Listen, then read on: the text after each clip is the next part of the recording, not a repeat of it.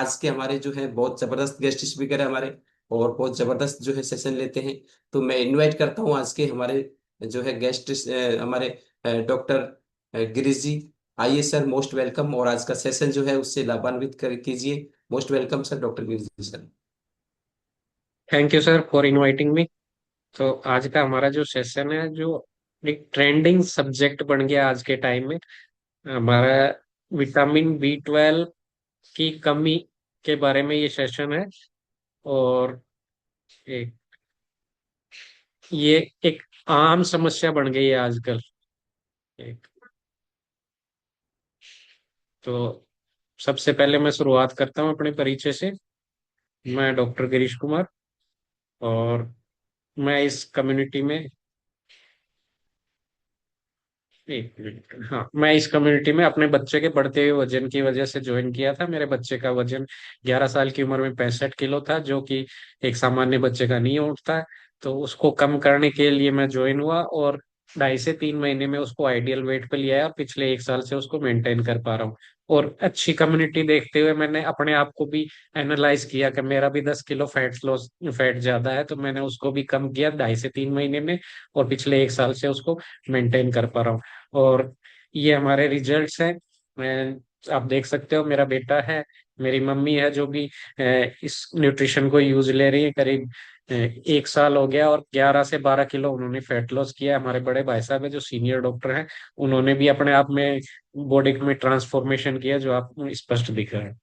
तो जो आज का हमारा टॉपिक है वो विटामिन B12 पे है। B12 एक विटामिन है जो वाटर सोल्यूबल है। विटामिन दो तरह के होते हैं, एक तो फैट सोल्यूबल जो फैट में घुल जाते हैं, और दूसरा होता है वाटर सोल्यूबल जो पानी में घुल जाते हैं।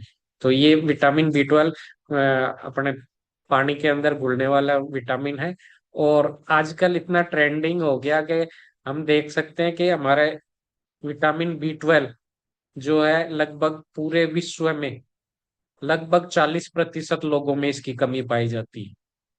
और इंडिया में तो और भी बुरी हालत है, लगभग 53% लोगों में विटामिन B12 की कमी है।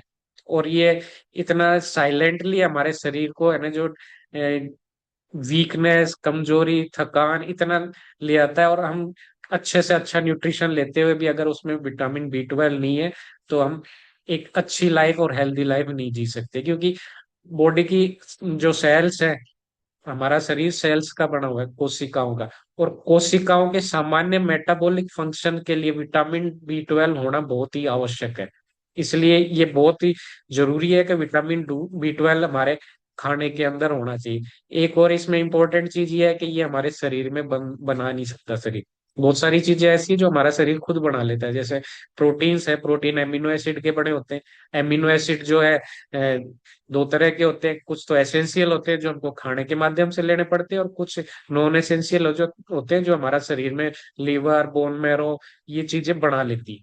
लेकिन विटामिन B12 है, इसको शरीर नहीं बना पाता, इसको भोजन से लेना अनिवार्य है। अब इसमें क्या क्या काम है विटामिन B12 के, ये हम समझेंगे तो हमको पता चलेगा इसकी इम्पोर्टेंस क्या है। सबसे पहला जो काम है वो रेड ब्लड सेल्स, लाल खून के अंदर 3 तरह की कोशिकाएं होती है। एक तो लाल रंग की, एक सफेद रंग की, और एक प्लेटलेट्स। लाल रंग की ज्यादा होती है जिसकी वजह से खून का रंग लाल होता है। सफेद हमारी इम्यूनिटी को बूस्ट करता है, सफेद रक्त कणिकाएं। और जो थर्ड है प्लेटलेट, जो खून का थक्का जमाने में मदद करती है। तो ये 3 तरह की होती है। इनमें रेड ब्लड सेल्स के बढ़ने के अंदर विटामिन B12 की बहुत बड़ी भूमिका होती है। अगर विटामिन B12 की कमी होती है तो रेड ब्लड सेल्स नहीं बन पाती, और जो है एन, एनीमिया यानी खून की कमी भी हो जाती है इसकी वजह से। दूसरा इंपॉर्टेंट काम है डीएनए सिंथेसिस। ये थोड़ा टेक्निकल वर्ड है। प्रत्येक कोशिका के अंदर, शरीर हमारी कोशिकाओं का बना हुआ है, प्रत्येक कोशिका के अंदर एक केंद्र बिंदु होता है जो पूरी सेल को कंट्रोल करता है। और इस केंद्र के अंदर डीएनए होता है ना। डीएनए एक तरह की एनकोडिंग होती है, इसके अंदर कोडिंग लिखी होती है कि ये सेल्स को क्या काम करना है, भविष्य में जाके कौन सा अंग बनाना है इस सेल से। तो वो सारी चीजें डीएनए के ऊपर लिखी होती है। तो डीएनए के बनने के प्रोसीजर में भी विटामिन B12 बहुत आवश्यक है। अगर B12 नहीं होगा तो डीएनए सिंथेसिस नहीं होगा, डीएनए नहीं बनेगा नया, और नया नहीं बनेगा तो नई सेल्स नहीं बनेंगी। इसलिए इसमें भी बहुत इंपॉर्टेंट काम है। सबसे ज्यादा इंपॉर्टेंट है नर्व सेल। नर्व सेल का मतलब दिमाग से जो अपने वर्टिबल कॉलम निकल रहा है या तंत्रिकाएं निकल रही हैं, उनको नर्व सेल बोलते हैं। और नर्व सेल के बारे में एक चीज हमको हमेशा याद रखनी चाहिए कि नर्व सेल जब बच्चा पैदा होता है, जब तक ही बढ़ती है, उसके बाद कोई नर्व सेल नई नहीं बढ़ती। मतलब ये अपनी ग्रोथ करती है, साइज बढ़ा लेती है, लेकिन संख्या नहीं बढ़ती नर्व सेल की। तो नर्व सेल को हमेशा हमको बचा के रखना है, उनको जो भी जरूरत की चीज है वो खाने के माध्यम से मिलती रहनी चाहिए, नहीं तो हमारा धीरे धीरे दिमाग काम करना कम कर देगा, या सेंसेशन कम हो जाएंगे। कुछ भी हो सकता है, क्योंकि कंट्रोलिंग यूनिट हमारा दिमाग ही है। तो नर्व सेल कभी भी जो है संख्या नहीं बढ़ती इनकी, फिक्स होती है। इनको रिपेयर कर सकते हैं अपने, जबकि ग्रोथ हो सकती है, लेकिन नई सेल्स नहीं बन सकती। और नर्व सेल की नॉर्मल फंक्शनिंग के लिए विटामिन B12 बहुत आवश्यक है। अब ये किस तरह से आवश्यक है वो आगे और डिटेल में अपने जानेंगे। नेक्स्ट है होमोसिस्टीन मेटाबॉलिज्म। ये भी एक प्रोटीन के पाचन का मेटाबॉलिज्म है, इसको भी हम आगे और डिटेल में समझेंगे। और लास्ट है सेल मेटाबॉलिज्म, यानी सेल जो कोशिका है उसके अंदर जो सामान्य जो भी काम हो रहे हैं, उसमें जैसे भोजन लिया, भोजन को पाचन हुआ, पेट में पाचन होने के बाद खून के माध्यम से प्रत्येक कोशिका में ग्लूकोज चला गया। अब वो ग्लूकोज से शरीर जो कोशिका है वो किस तरह से अपने ऊर्जा बनाती है, इस प्रोसीजर को बोलते हैं मेटाबॉलिज्म। और इस मेटाबॉलिज्म में B12 की बहुत अहम भूमिका होती है, बिना इसके एनर्जी प्रोडक्शन पॉसिबल नहीं है। तो अब B12 है, इसको हम जो डायरेक्ट एनर्जी ड्रिंक की तरह भी नहीं ले सकते कि ये तुरंत एनर्जी देते हैं, क्योंकि हमने फर्स्ट साइड में देखा था इससे एनर्जी भी मिलती है। लेकिन ये कोई अपना हाइड्रेट या एफरेस नहीं है जो तुरंत एनर्जी देते। लेकिन ये एनर्जी बनाने के जो प्रोसीजर है उसके अंदर इसका बहुत अहम रोल होता है। अगर B12 नहीं हो तो खाने से हमारे एनर्जी नहीं बन पाएगी और हमेशा हमको थकान रहेगी, कमजोरी रहेगी। लेकिन अब ब्लड सिंथेसिस, ब्लड में आरबीसी होती है, रेड ब्लड सेल्स, उनके बनाने में भी बहुत अहम भूमिका होती है इसकी, विटामिन B12 की। अगर कम हो जाता है विटामिन B12, तो देखो प्रत्येक कोशिका होती है, उसके अंदर एक केंद्रक होता है, केंद्रक के अंदर डीएनए होता है। और वो डीएनए पे सारी एनकोडिंग होती है कि वो क्या भविष्य में क्या काम करेगी, कौन सा अंग बनाएगी। लेकिन आरबीसी है, उसके अंदर केंद्रक नहीं होता। ये बहुत इंपॉर्टेंट चीज है, आरबीसी में केंद्रक नहीं होता, उसको कंट्रोल करने वाला कोई नहीं होता। आरबीसी है रेड ब्लड सेल्स, उसका जीवन काल 124 दिन होता है। यानी कि 124 दिन बाद वो खत्म हो जाएगी और दोबारा से अपना लीवर है, बोन मैरो है, वो कंटिन्यू इसको बनाते रहेंगे। तो अगर विटामिन B12 कम हो जाती है तो ये आरबीसीज है, वो अनकंट्रोल्ड होके जरूरत से ज्यादा बड़ी हो जाती है, जैसा आप स्लाइड में देख पा रहे हैं। जरूरत से ज्यादा बड़ी हो जाएंगी, और ज्यादा बड़ी हो जाएंगी तो आरबीसी का प्रोडक्शन और कम हो जाएगा, आरबीसी बढ़ना कम हो जाएगी। और आरबीसी कम हो गया इसका मतलब खून की कमी होगी, और खून की कमियां को हम एनीमिया बोलते हैं। तो इससे B12 की कमी की वजह से मेगलोब्लास्टिक एनीमिया, यानी आरबीसी का साइज बढ़ जाएगा लेकिन संख्या कम हो जाएगी। और इसकी वजह से थकान, कमजोरी और सांस फूलना होता है। अब ये कैसे होता है ये भी हमको समझना पड़ेगा। जब हम श्वसन करते हैं, मतलब सांस लेते हैं, तो वो सबसे पहले लंग्स में जाएगी ऑक्सीजन, लंग्स से फिर ब्लड के अंदर जाएगी, खून में। और खून में जो ये रेड ब्लड सेल्स है, इनके अंदर हीमोग्लोबिन होता है, जिसकी वजह से इनका कलर लाल होता है। तो हीमोग्लोबिन ऑक्सीजन का ट्रांसपोर्ट करके प्रत्येक सेल तक लेके जाती है। तो ये अपना प्रोसीजर होता है। अगर आरबीसी कम हो जाएगी तो सेल तक ऑक्सीजन नहीं पहुंच रही, प्रत्येक कोशिका तक। और ऑक्सीजन नहीं पहुंचेगी तो ऑक्सीजन की प्रेजेंस में ग्लूकोज को तोड़ के एनर्जी बनाती है सेल। जब ऑक्सीजन नहीं पहुंचेगी तो एनर्जी नहीं बना पाएगी सेल, और उसकी वजह से हमारे को थकान, कमजोरी, सांस फूलना, इस तरह के लक्षण आएंगे। अब नेक्स्ट है नर्वस सिस्टम में इसका क्या रोल है।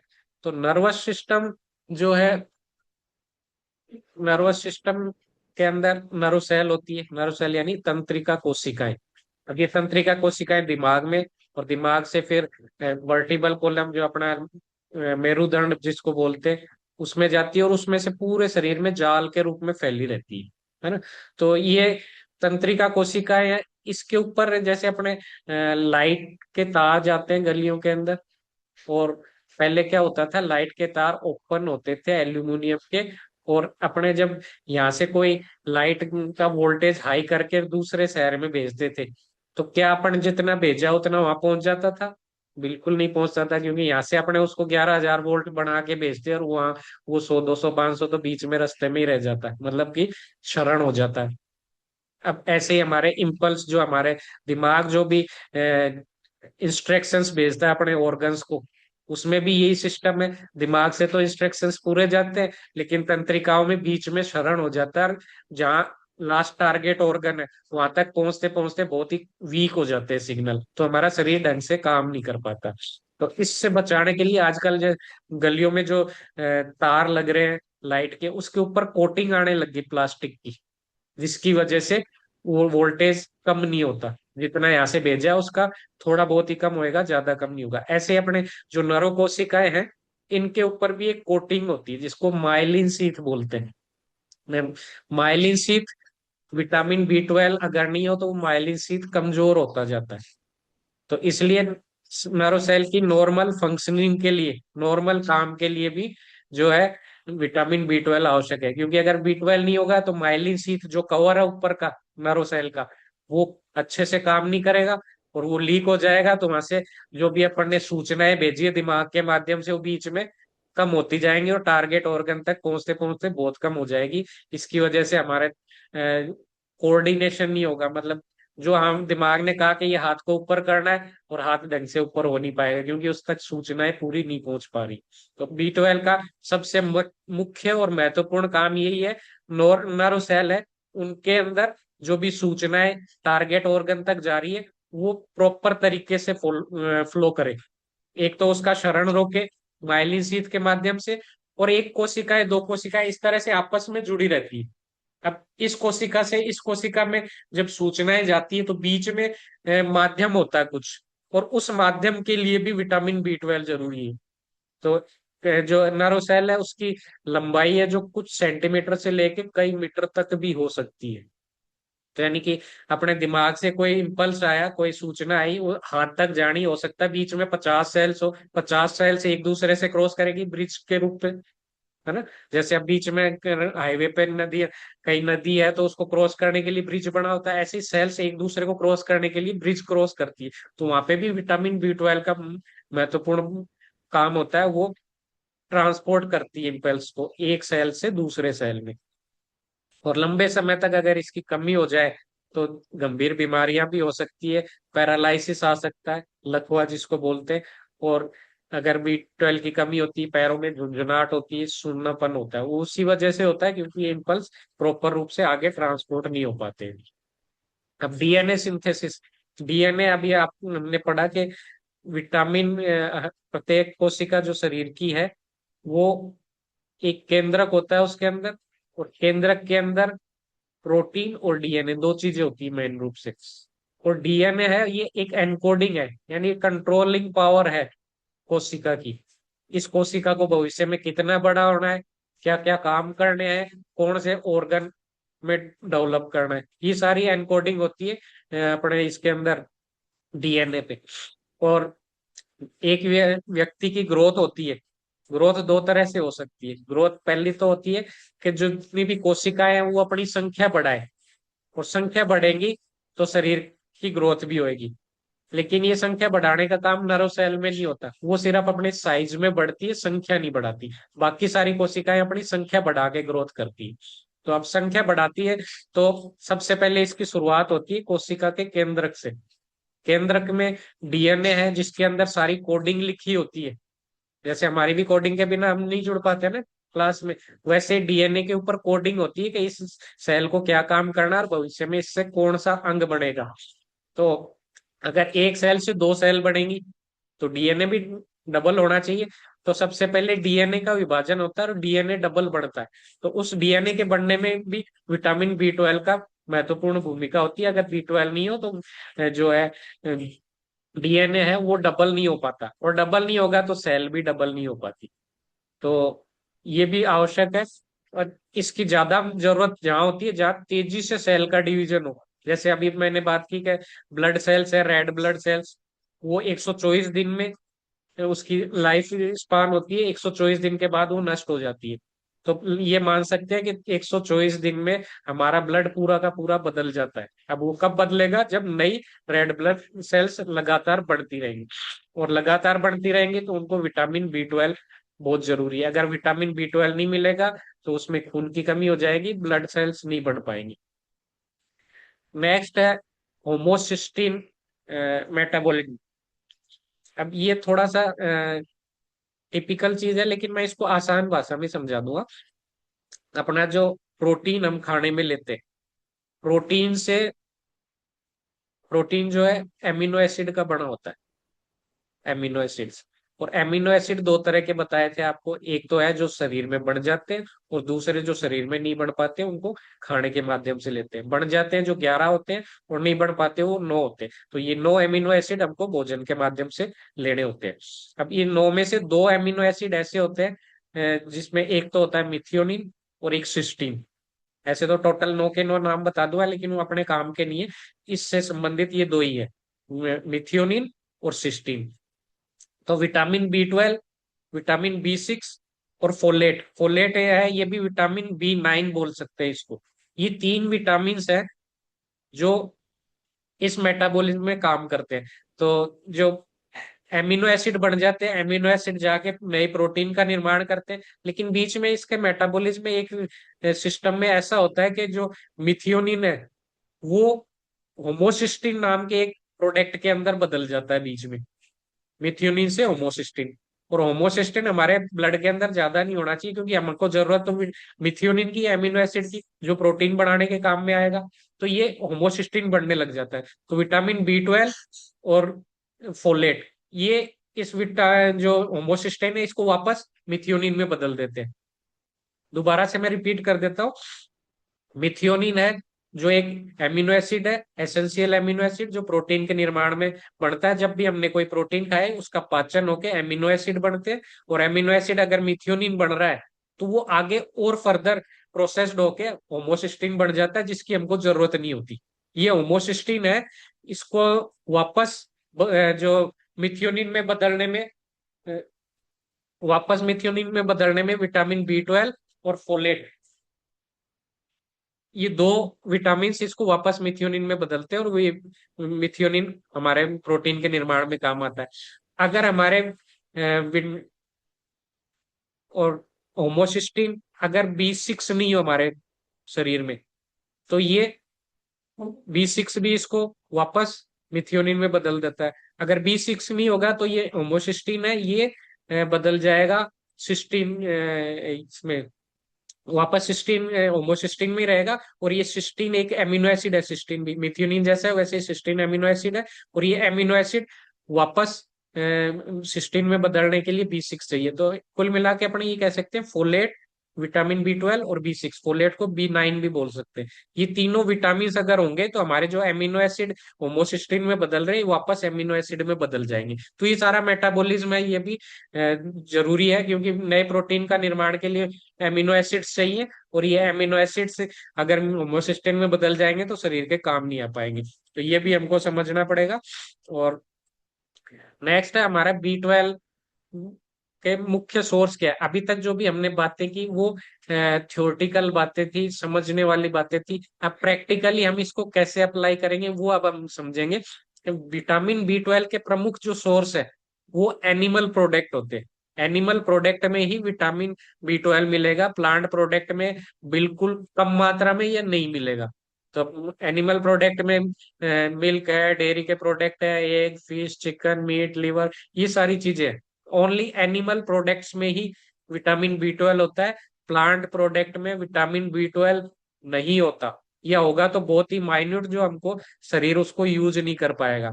तो जो वेजिटेरियन है, प्योर वेजिटेरियन, उनको फोर्टिफाइड फूड के रूप में इसको लेना पड़ेगा। फोर्टिफाइड फूड यानी कि अलग से विटामिन बी 12 डाल के जो हमारा भोजन तैयार कर सकते हैं। तो प्लांट प्रोटीन में, प्लांट जो फूड है उनमें बी 12 नहीं होता, ओनली एनिमल में होता है। वेजिटेबल ग्रेन में पर्याप्त मात्रा में बी 12। अब ये कह सकते हैं कि लगभग होता ही नहीं है। अब एन जो वेजिटेरियन लोग हैं, अगर उनको B12 नहीं मिलेगा, अभी भी सब बहुत सारे लोग हैं जो वेजिटेरियन है, लेकिन उनका भी नर्वस सिस्टम अच्छे से काम कर रहा है, उनको B12 कहाँ से मिल रहा है? तो दूध सभी यूज कर रहे हैं, दूध एनिमल प्रोडक्ट है, इसके अलावा पनीर है, छाछ दही ये यूज कर रहे हैं, तो इसमें B12, लेकिन इससे हमारे शरीर की पूर्ति प्रॉपर नहीं हो पा रही, क्योंकि हम नॉन वेजिटेरियन डाइट नहीं ले रहे, तो विटामिन B12 की हमारे हमेशा कमी रहती है। अब अगर अपने आज से 1500 साल पहले की बात करें, जब इंडिया के अंदर हिंदू लोग ज्यादा थे जो वेजिटेरियन डाइट पे रहते थे, वो बिल्कुल स्वस्थ थे, और आज हम स्वस्थ नहीं है। तो ये बहुत गंभीर पॉइंट है, इसको थोड़ा गौर से सुनना, जो शायद आपको कहीं किताबों में नहीं मिलेगा, कहीं भी नहीं मिलेगा, कहीं नेट पे नहीं मिलेगा। ये बहुत बड़े साइंटिस्टों की रिसर्च है जो मैं आपको बता पा रहा हूँ। विटामिन B12 एनिमल प्रोडक्ट्स में होता है, लेकिन एनिमल प्रोडक्ट्स में भी विटामिन B12 कोई तो बना रहा होगा उसका शरीर के अंदर। वो कौन बनाते हैं? कुछ इस तरह के बैक्टीरिया होते हैं जो विटामिन B12 बनाते हैं। अब वो बैक्टीरिया एनिमल के शरीर में चले जाते हैं, क्योंकि वो इन्वायरमेंट में खूब है वो बैक्टीरिया, घास के ऊपर इन्वायरमेंट में। तो जो विटामिन B12 बनाने वाले बैक्टीरिया है, जानवर सीधा जमीन से चरता है, जमीन से चरेगा तो बैक्टीरिया घास के साथ में उसके शरीर में चला जाएगा और विटामिन B12 बनाएगा, और उसके शरीर में विटामिन B12 की पूर्ति हो जाएगी, है ना? लेकिन ये बैक्टीरिया हमारे शरीर में नहीं है। कारण ये है, एक तो हम प्रकृति से दूर होते जा रहे हैं, यानी प्रकृति के जितना नजदीक रहेंगे, प्रकृति में सब कुछ है, विटामिन B12 बनाने वाले बैक्टीरियाज भी है, लेकिन उनको हम हमारे शरीर के अंदर एंटर ही नहीं करने दे रहे, क्योंकि हमने आजकल मटके का पानी पीना बंद कर दिया, फ्रिज का, बोतल का, प्लास्टिक की बोतल का पानी पीते। मटके के अंदर मिट्टी से बनता हो, और मिट्टी के अंदर विटामिन B12 बनाने वाले बैक्टीरिया होते हैं, तो कुछ बैक्टीरिया तो हमारे शरीर, बैक्टीरिया सारे नुकसानदायक नहीं होते, कुछ लाभदायक भी होते, जैसे विटामिन B12 बनाने वाले। तो हम अगर मटके का पानी जो रेगुलर पीता है, उसमें विटामिन B12 की कमी थोड़ा कम होएगी, कमी तो होएगी लेकिन थोड़ा कम होएगी। और पुराने टाइम की अपने बात कर रहे थे कि 100 1500 साल पहले लोग कैसे स्वस्थ थे। उस टाइम हम, न तो डिटर्जेंट होता था, न साबुन होता था, राख से हाथ धो लेते थे, वो भी एक मिट्टी का रूप ही है ना? और सब्जियां पानी से धोते थे। आजकल तो सब्जियां पानी से धोने के लिए भी स्क्रब करते हैं उसको अलग से, कि अच्छे से कुछ भी नहीं रहे, डस्ट बिल्कुल नहीं रहे। जबकि पुराने टाइम में पानी मिला तो धो लिया, नहीं मिला तो भी थोड़ा सा साफ किया और इंजेक्ट कर लिया, खा लिया। तो उसके साथ में विटामिन B12 बनाने वाले बैक्टीरिया हमारे शरीर में रेगुलर जाते रहते थे, और उनमें विटामिन B12 की कमी नहीं होती थी। जबकि आजकल तो हम बहुत हाइजीनिक तरीके से रहते हैं, सब्जी को भी 3 बार धोएंगे। कई लोग तो उसके अंदर कोरोना टाइम में पता नहीं क्या क्या मिला के धो रहे थे, है ना? तो और मटके का पानी पीना बंद कर दिया। कुल मिला के हम जमीन से टच में नहीं है, जमीन के संपर्क में रहेंगे तो विटामिन B12 की कभी कमी नहीं रहेगी।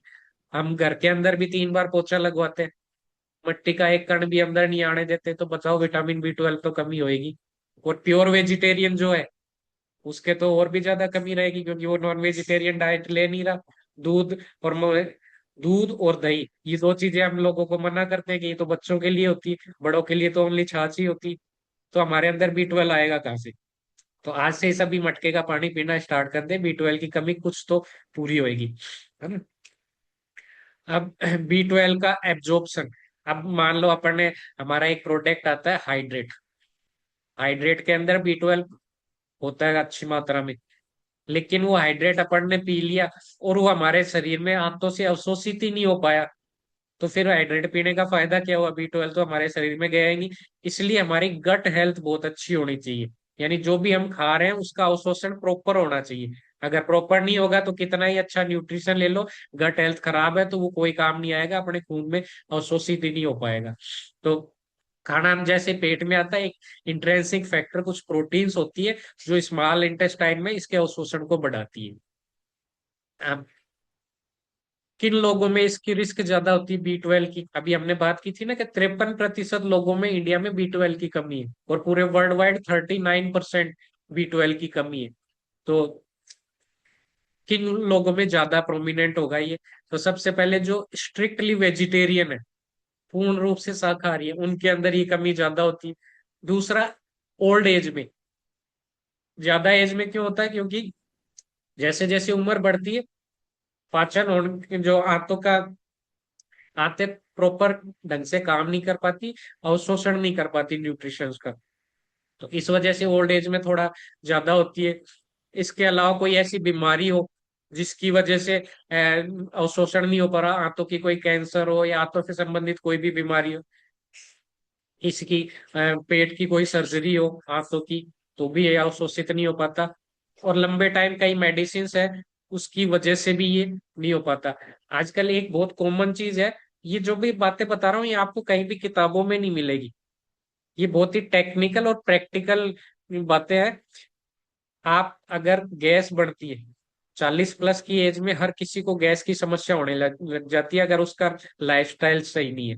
तो वो रेगुलरली क्या लेता है?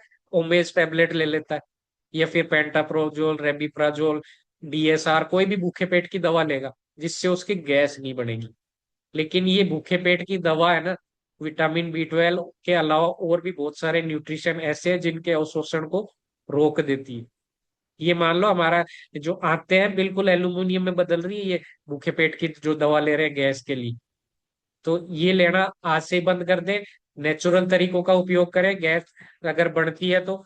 और इसके अलावा अच्छा न्यूट्रिशन ले, प्रॉपर एक्सरसाइज करें, गैस की समस्या कभी नहीं आएगी। इवन 70-80 साल की एज में भी नहीं आएगी अगर आप रेगुलर एक्सरसाइज कर रहे हो और अच्छा न्यूट्रिशन ले रहे हो तो भूखे पेट की दवा इमरजेंसी, ये दवाएं जो भी होती है एलोपैथी वाली, ये सब इमरजेंसी रिस्पॉन्स के लिए होती है कि अगर बहुत ज्यादा परेशानी है तो तुरंत आराम हो जाए। लेकिन दुनिया में कोई भी ऐसी दवा नहीं है जिससे कोई एक भी बीमारी 1% भी ठीक हो। ये तो इंस्टेंट इलाज है, तुरंत अपने को आराम देने का काम है, जड़ से खत्म नहीं होती है बीमारियां। तो इसलिए दवाइयों पे कम भरोसा करें, अपनी लाइफस्टाइल और न्यूट्रिशन पे। आने वाले टाइम में ऐसा होगा कि ये डॉक्टर्स जितने भी है ना, वो दवाइयों से इलाज ना करके न्यूट्रिशन से इलाज करेंगे, लाइफस्टाइल अच्छी करके इलाज करेंगे, जो काम हम आज भी कर रहे हैं। ये आने वाले समय की जरूरत है। और तो हमने ये समझा कि किस तरह से B12 की कमी हो रही है। अब इसके कोई विशेष लक्षण नहीं होते, लेकिन अपने अंदाजा लगा सकते हैं, कोरिलेट कर सकते हैं अपनी लाइफ के अंदर जो भी समस्याएं हमको आ रही है। तो इसकी वजह से कोई अच्छा खाना खा रहा है, एक्सरसाइज भी अच्छा कर रहा है, फिर भी उसमें थकान कमजोरी है, तो ये मान लेना उसकी डाइट में B12 कम है। उसके और जो नर्व सेल है, तंत्रिका कोशिका, उसकी हेल्थ के लिए विटामिन B12 बहुत आवश्यक है। अगर B12 की कमी होगी तो हमारा किसी भी काम में फोकस नहीं होगा, कंसंट्रेशन नहीं होगी, एकाग्रता नहीं होगी, हमको हो सकता है चक्कर आने लग जाए। और खून की कमी होएगी क्योंकि B12 के सिंथेसिस में वो आरबीसी बढ़ने में भी हेल्प करता है। तो अगर B12 कम होगा तो आरबीसी कम बढ़ेगी, खून की कमी होएगी तो हमारी स्किन है जो पीले रंग की होने लग जाएगी। जो लाल रेडनेस होती है वो खून की वजह से होती है, वो खून ही कम हो जाएगा तो पीले रंग की। और भूख कम लगेगी। भूख कम लगने का लॉजिक ये है कि B12 की उपस्थिति में ही जो अपने खाना खाया उससे एनर्जी प्रोड्यूस होती है। अगर B12 नहीं होगा तो एनर्जी जो प्रोड्यूस नहीं हो पाएगी, इस वजह से भूख भी कम लगेगी। हम अगर न्यूरोलॉजिकल क्या सिम्टम आएंगे, ये तो सामान्य सिम्टम थे। अब सबसे ज्यादा इंपॉर्टेंट इसका रोल नरोसेल पे होता है। तो इसमें क्या सिम्टम आएंगे? हमारे सिर जिसके लगातार दर्द करता है, जैसे कि कई लोग कहते हैं माइग्रेन है, आप उसको रेगुलर 1 से 2 महीने हाइड्रेट पिला दो, उसका माइग्रेन बिल्कुल सही हो जाएगा। लाइफस्टाइल सही कर दो, अच्छा न्यूट्रिशन दो, और B12 के लिए हाइड्रेट रोज पिला दो 1 पाउच, 2 महीने में उसका माइग्रेन है जो बहुत हद तक सही हो जाएगा। शरीर में सूनापन आने लग जाता है, और कई बार बैलेंस यानी चलते वक्त है ना चक्कर भी आ सकते हैं, बैलेंस बनाने में दिक्कत आती है, क्योंकि जो दिमाग से सूचनाएं गई है, पैरों को चलने के लिए जो संदेश गया है, अगर वो पैरों तक सही ढंग से नहीं पहुंचेगा तो पैर समझ नहीं पाएगा उसको आगे चढ़ना है या पीछे चढ़ना, और वो चक्कर खा के गिर जाएगा। क्योंकि सूचनाएं हैं वो माइलिन सी जो है कमजोर हो गया, तार के ऊपर की कोटिंग जो होती है वो कमजोर होगी, तो सूचनाएं बीच में लीक हो जाएंगी, पैर तक पहुंचेंगी नहीं। तो सुन्नापन आएगा, बैलेंस बनाने में दिक्कत आएगी। और सबसे इंपॉर्टेंट चीज है मसल्स में वीकनेस। आजकल अच्छा न्यूट्रिशन, एक्सरसाइज करते हुए भी कुछ लोगों की आपने देखा होगा मसल्स है बिल्कुल सॉफ्ट होती है, उसको टच करेंगे तो हार्ड होनी चाहिए मसल्स, जबकि उनकी सॉफ्ट होती है अच्छा न्यूट्रिशन लेते हुए भी। उसका भी कारण बी 12 भी है, बी 12 की कमी। अब कई लोगों के जो आजकल ये जो वर्टिबल कॉलम है, इसके अंदर L4 L5 में प्रेस हो जाती है, सर्वाइकल में कोई नर्व प्रेस हो जाती है, उसका कारण यही है, मसल्स वीक होगी, सारा प्रेशर जो है नर्व्स पे आ गया, और नर्व पे प्रेशर आने की वजह से वो प्रेस होगी, और वो दिक्कत होने लग जाएगी। तो अगर किसी के सर्वाइकल की या वर्टिबल कॉलम से कोई भी समस्या है, उसको बी 12 का सोर्स बढ़ाना चाहिए और एक्सरसाइज रेगुलर करनी चाहिए, तो वो भी ठीक हो जाएगा। इसके अलावा बी 12 उम्र के साथ भी इसका ऑब्जॉर्प्शन कम हो जाता है, क्योंकि आते धीरे धीरे काम करना कम कर देती है। तो एज के साथ भी बी 12 जो है कम होने लग जाता है एब्जॉर्प्शन इसका। और सप्लीमेंट के रूप में इसको हमको डॉक्टर की सलाह के अनुसार ही लेना है, सप्लीमेंट के रूप में। क्योंकि सप्लीमेंट जो है वो डॉक्टर की सलाह के बिना लेना उचित नहीं है। लेकिन हमारा जो हाइड्रेट है वो सप्लीमेंट की कैटेगरी में नहीं आता, वो तो हमारा भोजन है, उसको आप रेगुलर ले सकते हो। नेक्स्ट है टेस्ट। तो ब्लड के टेस्ट होते हैं कुछ जो बी 12 का पता बता पाते हैं कि बी 12 हमारे शरीर में कम है, ऐसे कोई लक्षणों के आधार पे। लक्षण ये जो भी मैंने अपने ने बात की थी, ये और भी कई बीमारियों में आते हैं, वीकनेस, थकान, कमजोरी, हर बीमारी में आता है, तो हम उसको कोरिलेट नहीं कर सकते।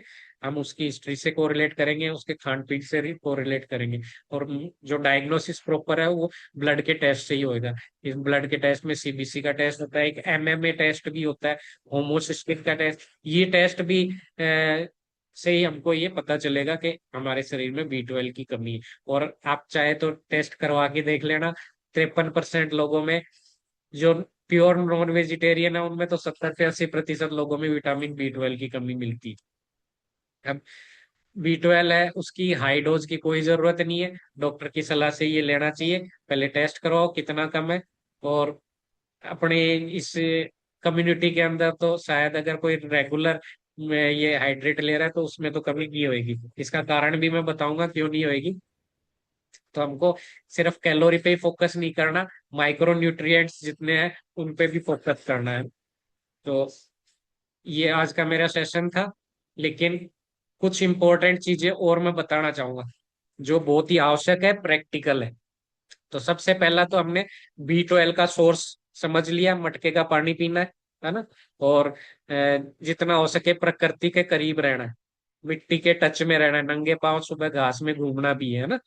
और विटामिन बी 12 का सोर्स हमारे पास हमारे न्यूट्रिशन के अंदर हाइड्रेट है। एक व्यक्ति को 2.2 माइक्रोग्राम, 2.2 माइक्रोग्राम जो विटामिन बी 12 पर डे चाहिए। नहीं, 2.2। और हमारा जो हाइट और जो स्तनपान कराने वाली महिलाएं हैं या प्रेग्नेंट महिलाएं हैं, उनको तो और भी ज्यादा चाहिए, उनको लगभग 2.5 से 3 माइक्रोग्राम पर डे चाहिए होता है। और जो हमारा हाइड्रेट होता है, आजकल क्या हमने न्यूट्रिशन तो खूब यूज कर लिया, लेकिन न्यूट्रिशन का लेवल कभी नहीं पढ़ा। किसी ने मेरे हिसाब से फार्मूला 1 का भी नहीं पढ़ा होगा है। और नहीं, जितने भी न्यूट्रिशन है उनके लेबल्स को पढ़ो, उसके अंदर सारी जानकारी है। धीरे धीरे मैं भी एक एक दो दो प्रोडक्ट के हर सेशन के अंदर बताऊंगा, इस लेवल के अंदर ये, और उसको आप पढ़ना। आप हाइड्रेट को भी पढ़ना, उसके अंदर क्या है। उसके अंदर 2.5 माइक्रोग्राम, एक शीशे के अंदर 2.5 माइक्रोग्राम होता है, और हमारे शरीर को जरूरत है 2.2 की। तो जरूरत से ज्यादा ही है, उसमें कमी नहीं है। कुछ हो सकता है अपने किसी का गट हेल्थ इश्यू हो जिसकी वजह से एब्जॉर्प्शन नहीं हो पाता। तो रेगुलर अगर एक पाउच अपने हाइड्रेट ले लिया तो हमारे बी 12 की कमी कभी होएगी नहीं, क्योंकि उसमें 2.5 माइक्रोग्राम एक पाउच में 500 ml पानी में घोल के उसको ले सकते हैं अपने। दूसरा, अगर हमारे शरीर के अंदर हमने बी 12 तो ले लिया, हाइड्रेट ले लिया, लेकिन गट हेल्थ सही नहीं है, तो फिर वो एब्जॉर्ब नहीं हो पाएगा। तो गट हेल्थ को सही रखने के लिए भी हमारे पास 3 न्यूट्रिशन है। सबसे पहला तो है फाइबर। हमारे आंतों की हेल्थ के लिए फाइबर जरूरी है, फाइबर होगा तो हर न्यूट्रिशन का अवशोषण अच्छे से होगा। तो फाइबर की अपने दो चीजें आती है, एक्टिव फाइबर कॉम्प्लेक्स आता है पाउडर फॉर्म में, और एक फाइबर टेबलेट आती है ना। इसके अलावा दूसरा प्रोडक्ट है एलो कंसंट्रेट।